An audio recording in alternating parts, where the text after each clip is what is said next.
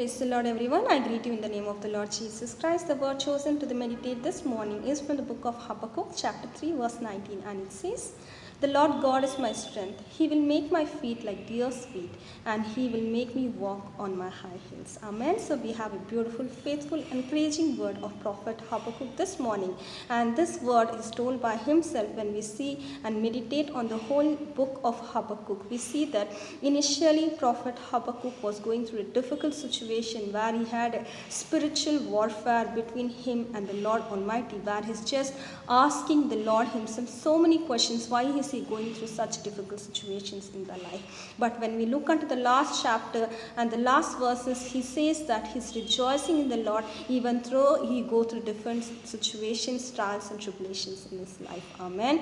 The decision which he took, the trust which he put on the Lord is that he took a decision to rejoice on the Lord always. Whatever happened, the Lord himself is going to be his strength, because he knew that the Lord is going to change his feet as a deer's feet, and he will make him walk on high hills. Amen. He trusted in the Lord.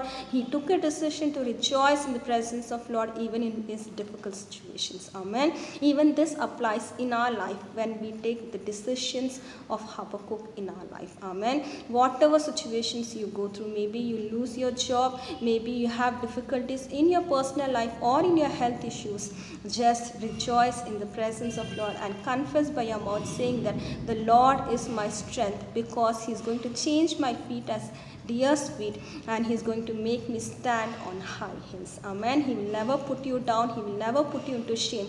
When the Lord is going to be your strength, he will make you stand on high hills. Amen. This is the confidence. This is the reward when you wait on the Lord, when you rejoice in the presence of Lord. Amen. Your situations may not change. Your whatever problems you're going through may not change.